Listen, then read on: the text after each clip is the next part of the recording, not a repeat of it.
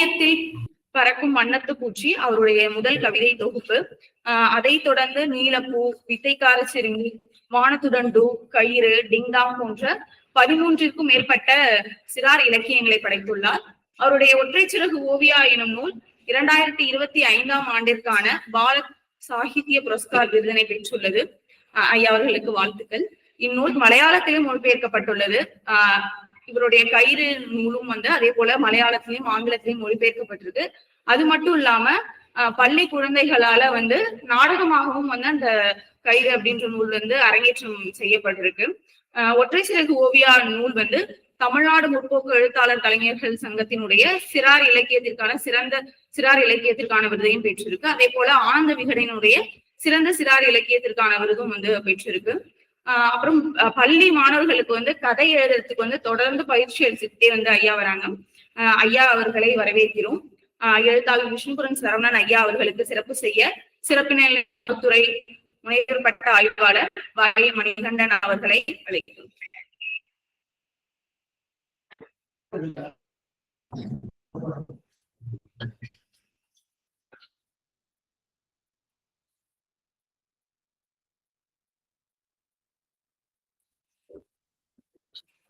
சிறப்பினை ஏற்றுமைக்கும் வழங்கியமைக்கும் நன்றி. விஷ்ணுபுரம் சரவணன் ஐயா அவர்களுடைய கயிறு ஒற்றை சிறகு ஓவியா நூல் குறித்த கருத்துக்களை குறித்து பகிர்ந்து கொள்ள சிறப்புநிலை தமிழ் துறையின் முனைவர் பட்ட ஆய்வாளர் ஜெகன் அவர்களை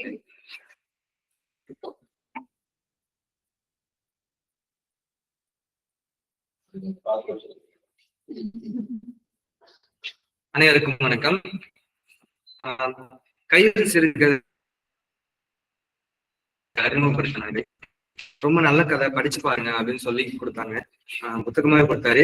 நான் உடனே படிக்கல, அதனால வச்சிருந்தேன். யதார்த்தமா ஒரு நாள் தொடர்ந்து அந்த படமே அழகான ஒரு மாதிரி இருந்துச்சு. சரி படிக்கலாம் அப்படின்னு சொல்லிட்டு உட்காந்தேன். ஒரு 10 நிமிஷம் அதுக்குள்ள படிச்சு முடிச்சுட்டேன். அது அவ்வளவுதான் இருக்கும். அதுக்குள்ள அவ்வளவு கதையா அப்படின்ற மாதிரி ஒரு ஆச்சரியமூட்டும் விதமா தான் இருந்துச்சு. அந்த கதை திங்கட்கிழமை ஆரம்பிச்சு வெள்ளிக்கிழமை முடியிற மாதிரி இருக்கும்.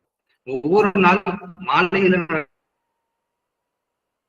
ஒவ்வொரு கேள்வி கேட்கப்படும். அந்த கேள்வியின் மூலமாவே ஒரு குழந்தைய ஒரு சமூக கருத்தை அந்த குழந்தைக்கு உட்படுத்த முடியும் அப்படின்ற மாதிரியாக அந்த கதை படிக்கப்பட்டிருந்தது.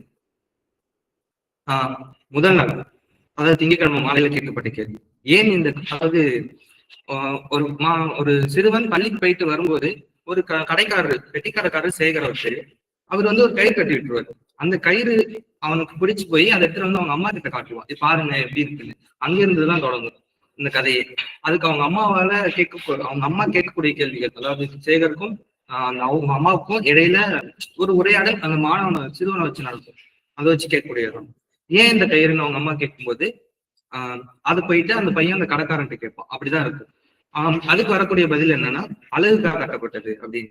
2வது டைம் எனக்கு பிடிச்சு கட்டிக்கலாமா அப்படின்னு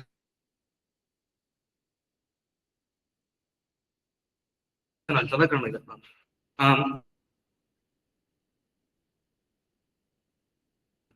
அவன் கட்டக்கூடாது. 4ஆம் நாள் கேட்கிறப்பதான் அவன் நம்ம ஆள் இல்லை, அதனால அவன் அதை கட்டக்கூடாது, நாம மேல அவன் கீழே அப்படிங்கிற ஒரு விஷயத்த சொல்லுவாங்க. இந்த 5 நாள் 4 கேள்விகளுக்குள்ளேயே கயிறை பத்தின உண்மையான அர்த்தம் என்ன அப்படிங்கிறது அவங்களுக்கு தெரிஞ்சிடும். அந்த கயிறு உன்னோட சக தோழனை உன்னிடத்துல இருந்து பிரிக்கக்கூடிய ஒண்ணு அப்படிங்கிற மாதிரி. அதாவது சாதி குறித்து அந்த கயிறு சாதி அடையாளமாக, சாதிங்கிறது உன்னுடைய சக நண்பனை, தோழனை, தொழிலாளிய, சக மனிதனை உன்னிடத்துல இருந்து பிரிக்கக்கூடிய ஒண்ணு அப்படின்னு சொல்லி இந்த கதை மூலியமா புரிஞ்சுக்க முடியும். அப்புறம் இன்னொன்னு முக்கியமானதாக, எந்த விஷயம் நடந்தாலும் அது ஏன் இருக்கு அப்படின்னு அதை ஆராயணும் அப்படிங்கிறதும் இந்த கதையில ரொம்ப முக்கியமான ஒண்ணா இருக்கு. அப்படி ஆராயப்பட்டதுனாலதான் நேரடியாக சொல்லாமலே அந்த கயிறு கூடாது அப்படின்னு ஒரு கதையில கூட ஒரு இடத்துல வரும். அவங்க அம்மா கிட்ட கேட்பான், இந்த கயிறு கட்டக்கூடாதாம்மா அப்படின்னு சொல்லி. அப்படிலாம் இல்லப்பா அப்படின்னு சொல்லிதான் அவங்க அம்மா சொல்லுவாங்க. அந்த இடத்துல கதையில அப்படி ஒரு இடம் இருந்தும் அவங்க அம்மாவால முடிஞ்சிருக்கும், இது கட்டக்கூடாது, இது இதுக்காக இருக்கு அப்படின்னு நேரடியா சொல்ல முடிஞ்சிருக்கலாம். ஆனா அப்படி சொல்லாம அவனுக்காக அந்த சிறுவனின் போக்கிலே விட்டு அவனுக்கே புரியும்படியாக அப்படி கொண்டு வந்த அந்த கதை படிக்கப்பட்டது ரொம்ப சிறப்பா இருந்துச்சு. அடுத்தது இதே போல ஒற்றை சிறகு ஓவியா. நான் படிச்ச ரெண்டு ரெண்டு இலக்கியங்களுமே சிறார் இலக்கியங்கள். ஒரு சிறார் இலக்கியங்களோட முக்கியத்துவம் என்ன அப்படிங்கிறது புரிஞ்சுக்க முடிஞ்சுச்சு. அதாவது வளரக்கூடிய சிறு பிள்ளைகளுக்கு முற்போக்கு சிந்தனைகளையும் அவங்க சமூகத்துக்கு எப்படி நடந்துக்கணும், சமூகத்துல எப்படி இயங்கணும் அப்படிங்கிற விஷயத்த சொல்லி கொடுக்கறதாகவும் அவங்களுக்கு கற்பித்தல் செய்திகள் வெறும் பாடப்புத்தகம் இல்லாம பிற செய்திகளையும் அதையும் ஒரு வியப்பூட்டும் நிகழ்வுல மகிழ்ச்சிய ஒரு கதைக்கு போல அந்த மாதிரியான உட்புகுத்தல் தன்மையில சிறார் இலக்கியம் ரொம்ப முக்கியமானதா இருக்கு. அவங்க கதை கேட்டுட்டே படிக்கிற மாதிரி இருக்கும், புதிய செய்திகள் தெரிஞ்சுக்கிற மாதிரி இருக்கும், அப்படி இருக்கும். ஒற்றைச்சிறகு ஓவியம் இது கதை மந்திரம் போடுவாங்க, வியப்பா இருக்கும். கதை எங்க இருந்து தொடங்கும்னா, ஒரு 7th கிளாஸ்க்குள்ள ஒரு நாடகம் போடுறதுக்கு ஒரு ரிஹர்சல் பார்த்துட்டு இருப்பாங்க ஸ்டூடெண்ட்ஸ், ஓவியாவும் அவங்களுடைய ஃப்ரெண்ட்ஸும். அங்க இருந்தா அந்த கதை தொடங்கும். அந்த இடத்துல இருந்தே அவனுக்கு ரெக்கை கிடைக்குது, ஃப்ரெண்ட்ஸுங்க மூலியமா ரெக்கை கிடைக்குது. அதை வச்சு அவன் பறக்க ஆரம்பிக்கிறான். பறக்கிறது, அதுக்கப்புறம் ஒரு ஒரு வெளிச்சத்தை உண்டாக்கி, பெல் அடிக்கிறது மூலமா வெளிச்சத்தை உண்டாக்கி, அந்த வெளிச்சத்துல இருந்து ஒரு மரம் பூக்கிறது. அந்த அந்த பூவை எடுத்து பறவை மாதிரி செஞ்சா இன்னும் பல பறவை கொண்டு வருது. அந்த மாதிரியான சக்திகள் இருக்கும். அப்புறம் அந்த பொண்ணுக்கு மறைக்கூடிய சக்தி கிடைக்கும். அந்த மாதிரி ஒவ்வொரு கொஞ்சம் கொஞ்சம் படிக்க ஒவ்வொரு இடையிடையே இந்த மாதிரி புதிய வியப்பூட்டும் ஆச்சரியப்படுத்தக்கூடிய நிகழ்ச்சிகள் நிறைய இருக்கு. அதாவது குழந்தைங்க சிறுவர்கள் இதை படிச்சாங்கன்னா ஒரே இதுல படிச்சு முடிச்சிடுவாங்க, அவங்க அதை விட்டு வெளியில வர முடியாது. அந்த மாதிரியான ஒரு படைப்பாக இருக்கு. இது மூலியமா இன்னும் என்ன தெரிஞ்சுக்கலாம் அப்படின்னு பார்த்தோம்னா, கற்பித்தல் அப்படின்னு சொல்லி அதுல என்ன இருக்கு அப்படின்னு பார்த்தோம்னா, ஒரு மனிதனை அறிமுகப்படுத்தவும் இல்ல ஒரு கலர் அறிமுகப்படுத்துறது, அந்த மாதிரி ஒவ்வொரு விஷயம் அறிமுகப்படுத்த அவங்களுக்கு எப்படி புரியுமோ அந்த வகையில ரொம்ப தெளிவா எளிமையான வார்த்தைகளாலும் அந்த மாதிரி சொல்லியிருக்காங்க. இப்போ அந்த கயிறுன்னு கூட எடுத்தா கூட அதுல சாதின்னு எங்கேயுமே இருக்காது, ஆனா அந்த கயிறோட பொருள் என்ன அப்படிங்கிறது அவங்களுக்கு புரிஞ்சிடும். அது போலதான் எப்படியும் அங்க ஒரு பிரச்சனை இருக்கு அப்படிங்கறது, அந்த பிரச்சனையை பத்தி வன்மத்தை அது எவ்வளவு வலிமையானது அப்படிங்கிறத பத்தி சொல்றாங்க. ஆனா அதோடைய தாக்கம் என்னவா இருக்கு அப்படிங்கறத புரியுற மாதிரியான அப்படி படைக்கப்பட்டுள்ளது. அது ரொம்ப சிறப்பு. சமூக வயப்படுத்துறது ரொம்ப அந்த சிறார் இலக்கியங்களோட முக்கியமா இருக்கு. இதுல எப்படி பண்றாங்க அப்படின்னா, கதையின் ஊடாகவே கதைக்குள்ள ஒரு புதிர் மாதிரியான ஒரு அமைப்பை உண்டாக்கி அது மூலியமா அவங்க சமூகத்தோட ஒரு தொடர்பு ஏற்படுத்துறாங்க. ஒரு 4 புதிர் வரும், புதிர் மாதிரியான ஒரு விளையாட்டு. அது முதல் தண்ணீர் நிலத்து மண்புழுவை தேடி போறது. அப்படி மண்புழுவை தேடி அவங்க போகும்போதுதான் அவங்களுக்கு சமூகத்துல விவசாயம் பத்தினா என்ன அப்படிங்கிறது தெரியுது, மண்புழை பத்தி தெரியுது, அது எந்த நேரத்துல எப்படி இருக்கும், எவ்வளவு ஆழத்துல இருக்கும் அப்படிங்கிற வரைக்கும் அந்த தேடல்லாம் அவங்களுக்கு தெரிஞ்சிடும். அதுக்கடுத்து நீர், அவங்க நல்ல தண்ணியை பயன்படுத்தினாதான் அந்த ஒரு செயலை செய்ய முடியும் அப்படின்னு வரும்போது அவங்க நல்ல தண்ணியை தேடி போறாங்க. அந்த மாதிரி பல இடங்களுக்கு அவங்க தேடி போகும்போது அவங்களுக்கு தண்ணியோட அருமை அப்ப புரியுது. தண்ணியோட அருமை புரிஞ்சதுக்கு அப்புறம் அவங்க பாட்டில் இருக்க தண்ணிய, அந்த பாட்டுக்கு மட்டும் வேணும் புது தண்ணி எடுக்க, ஆனா அதுக்குள்ள தண்ணி இருக்கு, அந்த தண்ணி கீழே கூட ஊத்திருக்கலாம், ஆனா அவங்க குடிப்பாங்க. 4 பேரும் தேவையே படாம 4 பேர் தண்ணியை குடிப்பாங்க, கீழே ஊத்துற மாதிரி இருக்காது. அந்த இடத்துல அந்த தண்ணி வேஸ்ட் பண்ணக்கூடாது அப்படிங்கிற ஒரு விஷயம் கற்பிக்கிறது. அவங்களுக்கு புரிஞ்சதா அப்படி இருக்கும். முற்போக்கு சிந்தனைகளும் இதுக்குள்ள இருக்கும். எப்படின்னா, ஒரு காட்டுவாசிகள் அப்படின்னு நம்ம அறிமுகப்படுத்தினாலே அவரை என்னவா சொல்லுவோம்னா, அவர் விலங்குகளை வேட்டையாடுறதா சொல்லுவோம் இல்லையா, வேடன் அப்படின்ற மாதிரியான இதெல்லாம் சொல்லுவோம். ஆனா இதுல எப்படி அறிமுகப்படுத்திருப்பாங்கன்னா, அவர் ஒரு காட்டு மனிதர், அவர் யானைகளை காப்பாத்துறவரு அப்படின்ற மாதிரி அறிமுகப்படுத்திருப்பாங்க. அப்புறம் ஜோசியம் அது ஒரு மூட நம்பிக்கை, அதெல்லாம் பொய் அப்படின்ற மாதிரியான விஷயங்களும் வந்திருக்கும். இது ரொம்ப படிக்கக்கூடிய, எல்லாருமே படிக்கக்கூடிய, சிறுவருக்கான அப்படிங்கிற இலக்கியம் பார்க்காம எல்லாருமே படிக்கலாம். ரொம்ப நல்ல செய்திகளும் ஒரு வியப்பூட்டக்கூடிய அந்த மாதிரியான கருத்துக்களும் அதுல இருக்கு. கண்டிப்பா எல்லாரும் படிங்க. நன்றி.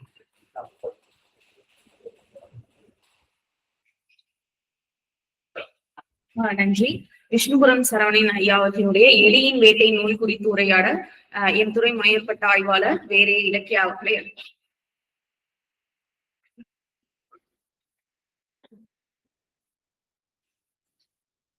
அனைவருக்கும் வணக்கம். அந்த நூல் காட்டிடுறேன். இது பார்க்கும் போதே ஒரு மாதிரி அட்ராக்டிவா தான் இருக்கும். ஏன்னா கார்ட்டூன் ஷோ மாதிரி போட்டு ஐயா அன்னைக்கு கொடுக்கும் போதே சொன்னாங்க, ஒரே ஜேர்னல்ல எழுதுற மாதிரி எல்லாம் நம்மள ஒரு இதுக்குள்ள அடைக்கிற மாதிரி இருக்கு, பாக்ஸ் மாதிரி கொஞ்சம் வெளியில வந்து எழுதுறதுக்காக முயற்சி பண்ணிருக்கின்ற மாதிரி.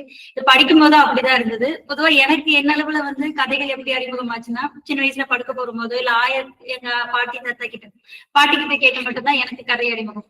ஒரு 8th 9th அப்படி வந்து படிக்கும் போது கதை புக்குக்கு நான் போய் படிக்கிறப்போ எப்படிப்பட்ட கதைகள் அதுல இருந்து நான் வாசிச்சது உண்டுன்னா, இப்ப சிண்டர்லாக நம்ம சொல்லக்கூடிய அந்த ஃபேரி டெய்ல்ஸோ இல்ல இந்த ஸ்னோ பியூட்டி இதனுடைய தழுவலோ இல்ல இதுதான் முதல்ல தமிழ்ல நான் நூல் மூலியமா படிச்ச சிறுகதைகள்.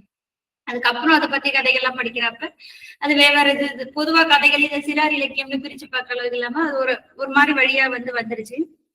இப்ப இதுல வந்து கதைகள் வந்து தமிழ் இலக்கியம் அதுல சிறுகதைகள் சிறார்களுக்கு இலக்கியம் எப்படி இருக்கு அப்படின்ற மரபு வந்து 19ஆம் நூற்றாண்டு 18ல வந்து எப்படி இருந்தது, அது வந்து இருந்ததுக்கான அடையாளம் தெரியாம எப்படி வந்து வரலாற்றுல அங்கிருந்து எச்சமா இருக்கு. அது மீட்டுருவாக்கம் பண்ண ஐயா வந்து அவங்க பண்ண செய்திகள் வந்து முன்னாடி ஒரு உரை ஐயாவது கேட்டப்ப அதுல இருந்தது அழவள்ளி அப்பாவது அழகிசாமி அப்புறம் யூமா வாசிகி இவங்க நான் பிச்சைமுத்து ஐயா அவர்களோட சிறுகதைகள் அவங்க எழுதுறது சிறார் இலக்கியமா இருந்திருக்கு, அவங்க அதுக்கும் எழுதியிருக்காங்கன்றத அவர் தேடி வந்து பதிப்பிக்கிற முயற்சியில அவங்க நண்பர்களை ஈடுபட்டு வந்து அங்க பதிவு செஞ்சிருந்தாங்க. அந்த அடிப்படையில இது இந்த எலியின் வேட்டை பேரை கேட்கும் போதே கொஞ்சம் வித்தியாசமா இருக்கு. இன்னொன்னு இது எனக்கு எங்க ரொம்ப கனெக்ட் ஆச்சுன்னா, ஆயக்கிட்ட இருந்து பாட்டிக்கிட்ட இருந்து கதை கேட்டதுல ஒரு கதை இருக்கும். அது வந்து எலியை பத்தி வச்சுதான் கதை இருக்கும். வீட்டுல வந்து எலினாலே நமக்கு ஒரு இரிட்டேட்டிங்கா இருக்கும். வீட்டுல இருக்கிறத கடிச்சு வச்சிருது, எலினாலே எலி அடிக்கிறதுதான் வந்து எங்க வீட்டுல இப்ப வரையும் எலி அடிக்கிறது உண்டு. ஆனா அப்படி இருக்கிறப்ப எலி கதை எனக்கு எப்படி கனெக்ட் ஆகும்னா, அது ஒரு ஆண் எலி பெண் எலி இருக்கும். பெண் எலி ஆண் எலிக்கு சொல்ற மாதிரி இருக்கும். அது வெளில போறப்ப இது இறக்குற மாதிரி அதை கனவு கொண்டிருக்கும். அதனால நீ போகாத, நான் இதெல்லாம் கனவு கண்டேன் அப்படின்னு சொல்ற மாதிரி இருக்கும். அந்த கதையா வந்து வேற எலியை வச்சிருந்தாலும் அது ஒரு மாதிரி இருக்கும். அப்ப அப்படி இதுக்குள்ள போகும்போது ஃபர்ஸ்ட் எந்த ஜேர்னல்ல இருக்கும் அப்படி எதுவுமே தெரியாம கதைக்குள்ள போற மாதிரி தான் இருந்தது. இது பொதுவா முழுக்க எப்படின்னா ஒரு மாதிரி ஒண்ணு ஒரு தன்மையா இருந்தாலும் இது அவங்க உலகத்துக்குள்ள போய் எழுதுற மாதிரி இருக்கு. ஒரு 2 குழு இருக்கு. சின்ன வயசுல நம்ம விளையாடும் போதும் பாத்தீங்கன்னா எப்படி இருக்குமோ, இல்ல கிளாஸ்லயோ இப்ப கூட வகுப்புல இருக்கிறது எப்படி இருக்கும்னா, அவங்கவுங்க பெரும்பாலும் ஒன்னா இருந்தாலும் ஒரு குழுவோ இல்ல ஏதோ ஒரு அடிப்படையில அவங்க ஒன்னா இருப்பாங்க. இப்ப இதுலயுமே வந்து பாத்தீங்கன்னா ஒரு 2 குழு இருக்கும். அது 2 ஒரே வீட்டுலதான் இருக்கும். இதுல சொல்லக்கூடியது பொதுவா எலி குறிக்குதுன்னு தான் நம்ம சொல்லுவோம். ஆனா இது அவங்க பார்வையில இருக்கிறதுனால அந்த எலியை வந்து அவங்க சொல்றத வந்து இன்னொரு எந்த இடத்துலயுமே எலின்னு சொல்லியிருக்க மாட்டாங்க. அந்த லான் குழு டுட்டு குழுன்னு அந்த இது சொல்றாங்க. அது ஒன்னொன்னுக்கும் பேர் இருக்கும். லான் குழுன்னா அதனுடைய முடிவு எல்லாமே பாத்தீங்கன்னா லான் இருக்கும். கயலான் முயலான் இப்படிப்பட்ட பெயர்களா இருக்கும். டுட்டுனா சிட்டு மிட்டு அப்படின்ற அடிப்படையில இருக்கும். இதுங்களுக்கு வந்து ஒரு குறியீடு வேற இருக்கும். அவங்க கையில மோதிரத்துல ஒரு குறியீடுகள் இருக்கும். நான் ரொம்ப டிஸ்க்ளோஸ் பண்ண விரும்பல, அதனுடைய இது மட்டும் சொல்றேன், உள்ள இருக்கிறது நீங்க படிச்சுக்கங்க. அப்படி போறப்ப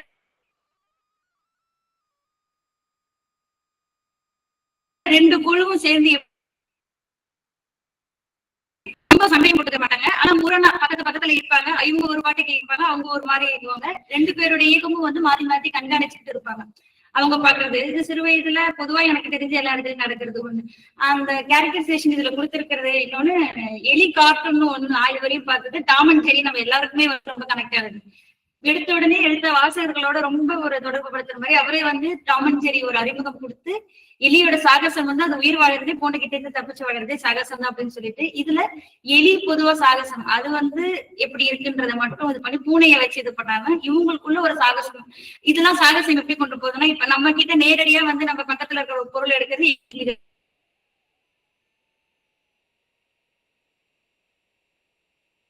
சாகசம். அது வந்து அதனை எப்படி வந்து ஒரு திட்டம் கொள்ளாம அது ஒரு விசுவலைசேஷன் வந்து நமக்கு கிரியேட் ஆகுற மாதிரி இருக்கு. எப்படின்னா இது இங்க இருந்து இப்படி சர்வன்னு போச்சு, மேல போகுது, பாடிப்படி ஏறி இந்த நூல் வழியா போய் பொறுமையா போய் இங்க போச்சுன்னு சொல்றப்ப ஒரேடியா போகுதுன்னு ஒரு இதுவா முடிக்காம குழந்தைங்களுக்கு கற்பனைக்கு ஒரு இதுவா கொடுக்குற மாதிரி இருந்துச்சு. நேட்டுக்கைன்னு ஒரு கார்ட்டூன் இது பார்த்திருந்தேன். அது வந்து பொதுவா சமையல் வந்து எலி பண்ற மாதிரி இருக்கும். ஆனா இது முழுக்க நம்ம இருக்கு. இப்ப நம்ம வீட்டுல பொதுவா நடக்கக்கூடியது. ஏன்னா இப்பவே வீட்டுல போனா எலி வந்து தூங்குறப்ப பிரச்சனையாகும். ஆனா அது வந்து ஒரு சந்தோஷமா விஷயமா, நமக்கு ஒரு ஆர்வம் தரக்கூடிய விஷயமா, இன்னொன்னு இதுல இருந்து சொல்லக்கூடிய விஷயங்கள் நடுவுல வந்து சில இடங்கள்ல அந்த பாட்டு மாதிரி வரும். உத்வேகம் கொடுக்கறதுக்காக பாடுற மாதிரி சில இடையில் பாடுறப்ப எப்படி இருக்கும்னா, அது குழந்தைகளுக்கே இருக்கக்கூடிய இந்த சுறுசுறுப்பு தன்மை, இல்லைன்னா சும்மா இல்லாம கறந்துகிட்டே இருக்கிறது, இன்னொன்று எதை பத்தி ஒரு ஆர்வம் இருக்கு, இது என்ன எக்ஸ்ப்ளோர் பண்ணணுன்ற விஷயம் இருக்கும். அதை தூண்டுற வகையில இருக்கு. இப்ப பெரும்பாலும் பசங்களாம் வெளியில போய் விளையாடுறோமா அப்படின்றது இல்ல, பெரும்பாலும் செல்போன் அப்படி போற இதுல இப்ப இதை படிக்கும் போது இதுல ஒரு எலி என்னன்னா மழையை அது நினைறதுக்கு ரொம்ப ஆர்வப்பட்டு மழையில போய் இறந்துட்டு போயிடுவதுதான். ஆனா அது கொண்டு அதை அவங்க எல்லாரும் எப்படி எடுத்துக்கிறாங்க, இப்ப ஒலி கூட்டம் எப்படின்னா இந்த சாகசம், வீரம் அந்த மாதிரி ஏதாவது நான் முயற்சி பண்ணி இது பண்ணணும்.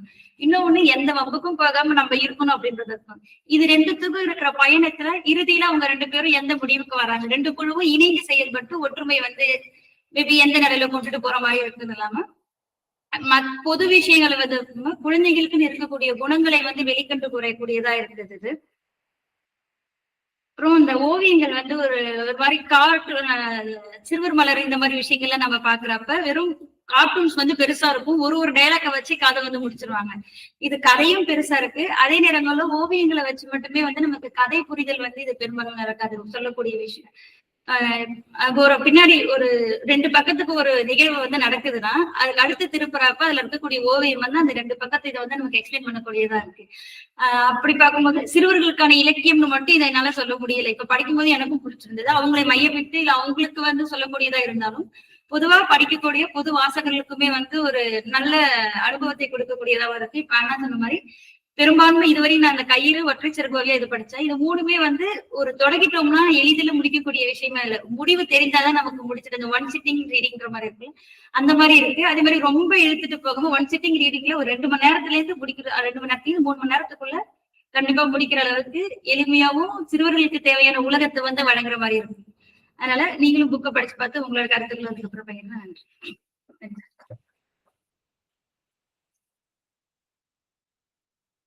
நன்றி. சிறார் இலக்கியத்தில் காலத்தின் பிரதிபலிப்புகள் என்னும் தலைப்பில் உரை வழங்க எழுத்தாளர் விஷ்ணுபுரம் சரவணன் ஐயா அவர்களை அழைக்கிறேன்.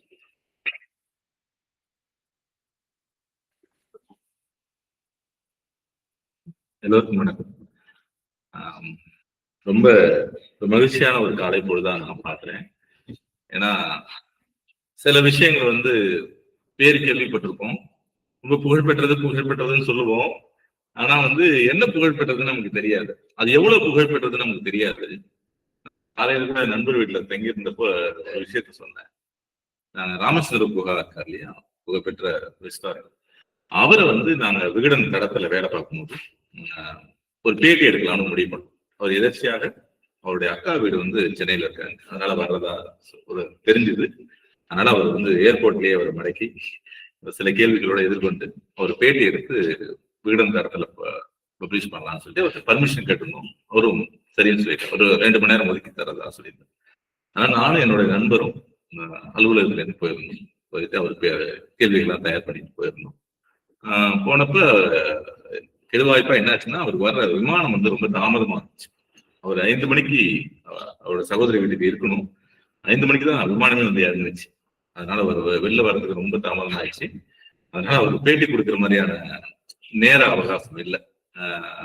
அதனாலயும் 2வது ஒரு போகணும், ஒரு சகோதரியை பார்க்க போகணுங்கிற ஒரு நெருக்கடியிலையும் விரைவாக எங்கள்கிட்ட சொல்லிட்டு செய்தியை சொல்லிட்டு போகணுங்கிறதுக்காக இருந்தாரு. இல்ல நான் அமெரிக்கா போகணும் அப்படின்னு சொல்றது. அப்ப என் கூட வந்தவர் நான் ஜேஎன்யூவில் படிச்சவர் அப்படின்னு சொல்லி உங்களுக்கு பல பேருக்கு தெரிஞ்சிருக்கலாம், அழகு சுத்தியான ஒரு நண்பர். ஆனா அவரோட முகம் டக்குன்னு மாறி அவர்கிட்ட கொஞ்சம் பேச ஆரம்பிச்சேன்.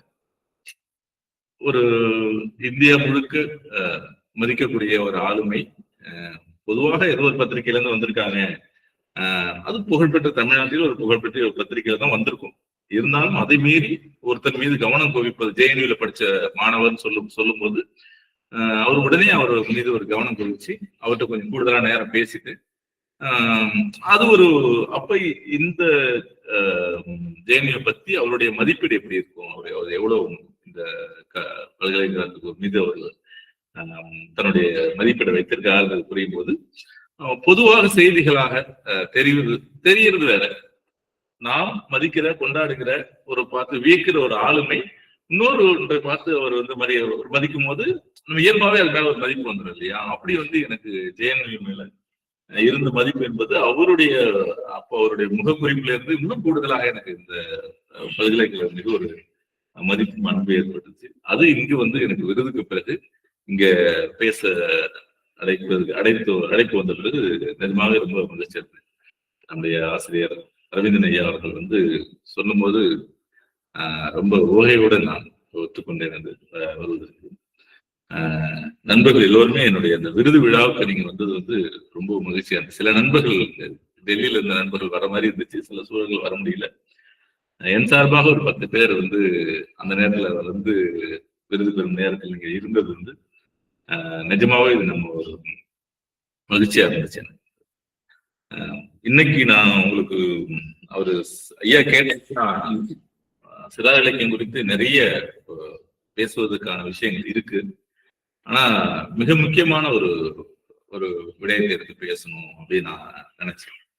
ஏன்னா எந்த ஒரு படைப்புமே நாம் அதை அணுகும் போது எல்லாவற்றுக்கும் பின்னால் நாம் அனுபவத்திற்கு பின்னால் இருக்கிற ஒரே ஒரு விஷயம் காலம்தான். நீங்க ஓவியஸ் அவருடைய உரைநடையை எடுத்து படிக்கும்போது அந்த உரைநடையே உங்களுக்கு சொல்லிடும் இது எந்த காலத்தில் எழுதப்பட்டது. ஜெயகாந்தனுடைய நீங்க ஒரு கதைகளை படிக்கும் போது இது எந்த காலத்தில் எழுதப்பட்டதுன்னு தெரிஞ்சு. இன்றைக்கு எழுதுகிற நவீன இலக்கியம் சார்ந்த படைப்புகள் நீங்க எழுதும்போது நீங்க எந்த இலக்கியம், அப்ப நீங்க ஓவியசால இருந்து இன்னைக்கு எழுதுகிற KN செந்தில் மாதிரியோ மற்ற படைப்பாளிகள் பார்க்கும்போது அதோட மொழி நடை எப்படி மாறி இருக்கு. மணிப்பிரவாள நடை என்று ஒரு இருந்தது. அதில் வந்து தமிழும் சமஸ்கிருதமும் முயங்கி ஒன்றோடு ஒன்று கலந்து எழுதப்பட்ட ஒரு காலம் இருந்துச்சு. புதுமைப்பித்தலிருந்து அந்த முறையை மாற ஆரம்பித்தது. இன்று வந்து சமஸ்கிருத வார்த்தைகள் அங்கொன்று இங்கொன்றுமாக தான் இருக்குது, முடிந்த அளவுக்கு தமிழ் வார்த்தைகள். அப்ப நீங்க ஒவ்வொன்றுக்கு பின்னாடி ஒரு காலம் இருக்கு. நீ எந்த பிரதியை எடுத்தாலுமே காலத்தை தவிர்த்து விட்டு நாம் வந்து அந்த பிரதியை நம்ம அணுகவே முடியாது. ஒருவேளை அணுகினா நம்ம அந்த பிரதியை தவறாக புரிந்து கொள்கிறோம் என்று கூட அர்த்தம். இப்போ ஜெயகாந்தனுடைய கதைகள் இன்னைக்கு பார்க்கும்போது சிலருக்கு வந்து சில விமர்சனம் இருக்கலாம், இதெல்லாம் ஒரு பெரிய விஷயமான்னு தோணலாம். ஆனால் அது எப்போ அது பெரிய விஷயமாக இருந்துச்சு? 1950களில் பெரிய விஷயம், 60களில் பெரிய விஷயம், 90களுக்கு பிறகு அது இயல்பா மாறி ஒரு பெண் வேலைக்கு போவது என்பது 1930களில் எவ்வளவு பெரிய விஷயம். இப்போ வந்து ஒரு பெண் வேலைக்கு போறதை வச்சுட்டு இவ்வளவு பெரிய கதையா அப்படின்னு நம்ம கேட்டோம்னா நம்ம அந்த காலத்தை கணிக்காமல் நம்ம புரிஞ்சுக்கிறோம் அப்படிங்கறத நம்முடைய வாசிப்பு முறையில் நம் மாற்றம் கொண்டு வர வேண்டும் என்பதுதான் அதுல நம்ம சொல்ல வேண்டிய முக்கியமான விஷயம். அப்ப எல்லாவற்றுக்கும் பின்னாடி ஒரு காலம் இருக்கு. ஒருவேளை அந்த காலத்தை கழித்து விட்டு காலத்தை நான் பொருட்படுத்தாமல் ஒரு எழுத்தாளர் எழுதினால் அப்படி எழுதவே முடியாதுன்னு நான் நினைக்கிறேன். ஏன்னால் அவருடைய நீங்க 1930களில் எழுதின ஒரு எழுத்தாளர் வந்து அவருடைய கதைகள் விமானம் வந்ததாக வருவது மிக குறைவா இருக்கும். அங்கொன்னு இங்கொன்னு ஏதோ கேள்விப்பட்டதாக இருக்கலாம். இப்போ எழுதப்படுகிற கதைகள் விமானம் அடிக்கடி விமானத்திலிருந்து இறங்கினான் போன் அது மாதிரியான விஷயம். அப்ப அதுவும் ஒரு வகையில காலத்தை அவர் எழுதுறதுதான். மொழி சார்ந்தும் பயன்படுத்துகிற கதைகள்ல வர பொருட்கள் சார்ந்தும் நீங்க அந்த கதாபாத்திரங்களோட பெயர்கள் சார்ந்தும் நீங்க ஏதோ ஒரு வகையில காலத்தை பிரதிபலித்துட்டு தான் இருக்கு. ஆனா பொருண்மையில வந்து ஒரு பாடுபொருள்ல வந்து நான் வந்து காலத்தை நான் வந்து கவனத்துல கொள்ள மாட்டேன், பொதுவாக நான் எழுதுவேன் அப்படின்னு ஒரு படைப்பாளி எழுதுனா, ஒருவேளை அப்படி திட்டமிட்டு எழுதுனா அந்த படைப்பு கால வெள்ளத்தில் அடிச்சுட்டு போயிடுனா அது வந்து பெரும்பாலும் பொருட்படுத்தத்தக்கதாக பின்னாடி இருக்குமா என்பது எனக்கு ஐயத்துக்குரியதுதான். ஏன்னா ஏதோ ஒரு வகையில பிரஜையற்று அவன்கிட்ட ஒண்ணு இருக்கு, ஒரு படைப்பாளிக்கு இருக்கு. அது பிரஜை பூர்வமாக அவர் செய்யும் போது அந்த படைப்பு இன்னும் முழுமையானதாக மாறும். நம்ம சின்ன வயசுல தெரியாம அங்கங்க கிறுக்கிருப்போம், ஒரு செவத்துல கிறுக்கிருப்போம், அதுல இருந்து ஒரு ஓவியம் மாதிரி இருக்குன்னு யாராவது சொல்லியிருப்பாங்க. ஆனால் பெரியவர் ஆக பிறகும் நான் அதே போல சிறுவரை போல கிறுக்குவேன் என்று நம்ம சொல்ல முடியாது இல்லையா? நமது குறைந்தபட்சம் ஒரு ஓவியத்துக்கான அடிப்படைகளை நம்ம கற்றுக்கொண்டு நம்ம அதுக்கான முயற்சிகள் என்று பண்ணும்போது அது ஓவியம் முழுமையாக வரும். அது போல ஒரு படைப்பாளி காலத்தின் ஊடாக அவன் பயணிக்கும் போது அந்த காலத்தின் இருக்கிற சமூகம், அரசியல், பொருளியல் அனைத்தையும் நாம் வந்து கவனத்தில் எடுத்துக்கொண்டு அந்த படைப்பாளி எழுதினால் அந்த படைப்பு இன்னும் கொஞ்சம் இன்னும் முழுமையாக அந்த படைப்பு, அது கவிதையாகட்டும், கதையாகட்டும், கட்டுரையாகட்டும், புதினமாகட்டும், எதுவுமே அப்படி ஆகும். சிறார் இலக்கியத்தில் அப்படி பதிவு பண்ணப்பட்டிருக்கா? சிறார் இலக்கியம் என்றாலே நமக்கு வந்து ஒரு வானம் என்ன கலர் அப்படின்னோடனே நம்ம என்ன கலர் சொல்லிடுவோம், நீலம் சொல்லிடும். ஆனால் இரவுல அப்படி நம்ம யோசிக்க பொதுவான ஒரு துணை இருக்கு இல்லையா, வானம்னா நீல கலர் கடை. இந்த முறைதான் சிறார் இலக்கியத்துக்கும் ஒரு இருக்குது.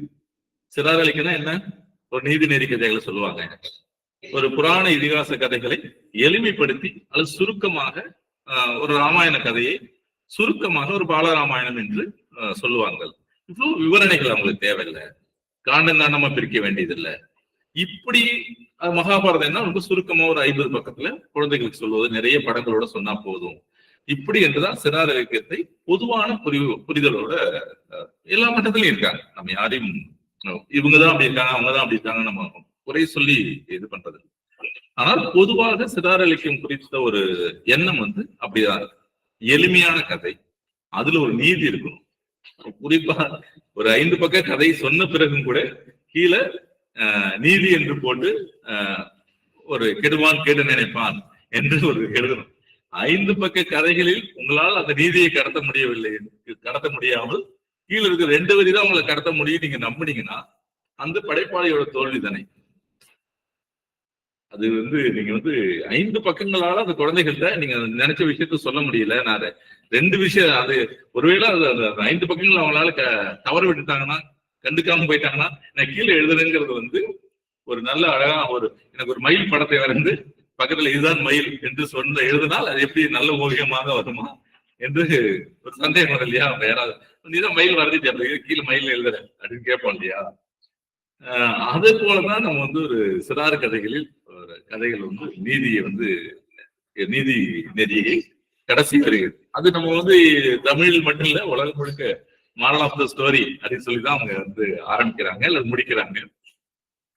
இந்த முறை என்ன ஆகும்னா ரொம்ப ரொம்ப ரொம்ப தேய்ந்து போன ஒரு விஷயம். உலகத்துல எத்தனை நீதிகள் இருக்கும், ஒரு கெடுவான் கேடு நினைப்பான், நண்பனுக்கு உதவும் அப்படின்ட்டு ஒரு அதிகபட்சம் ஒரு 50 நீதிகள் இருக்கும் இல்லையா, பொதுவான நீதிகள். ரொம்ப அதை உட்பிரிவு எழுத போனீங்கன்னா இன்னும் பொதுவா குழந்தைகளுக்கு சொல்றது நம்ம வச்சிருக்கிறது 50 நீதிகள். இந்த 50 நீதிகள் சொல்வதற்கு 50 × 10 கூட 500 கதைகள் போதும். அப்போ நீங்க 1900 500 கதை எழுதியிருப்பாங்க. அப்புறம் கடந்த 100 வருஷம் நம்ம எழுத வேண்டிய அவசியமே இல்லை. அந்த கதையை திரும்ப திரும்ப மறுபதிப்பு செஞ்சா கூட போதும் இல்லையா. அப்போ என்ன நினைக்கிறாங்கன்னா, அந்த நீதி கதைகளை வெவ்வேறு பெயர்கள்ல வெவ்வேறு நிலங்கள் பேரை போட்டு எழுதினால் புது கதையா மாறிடும் ஒரு சில நம்பிக்கை. அதனால்தான் சொல்றேன், காலத்தை தவறவிட்டு அவர்கள் நீதியை மட்டும் கடத்துவதற்காக எழுதப்படுகிற கதைகள் ஒரு கட்டத்தில் சோர்வழிச்சு. யாருக்கு சோர்வழிச்சுன்னா, இதோட வாசகர், முதன்மை வாசகர்கள் குழந்தைகள் தான். அவங்களுக்கு சோர்வழிச்சு.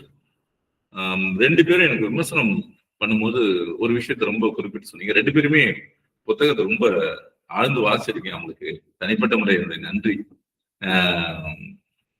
அவரு கயிறு கதை ரொம்ப அழகா விளக்கி சொன்னது. ஓவியா அந்த குடிநீரை பகிர்ந்து குடிப்பாங்கிறது பெரும்பாலும் கவனிக்காத ஒரு இடம். அவர் கவனிச்சு சொன்னது எனக்கு ரொம்ப மகிழ்ச்சியா இருக்கு.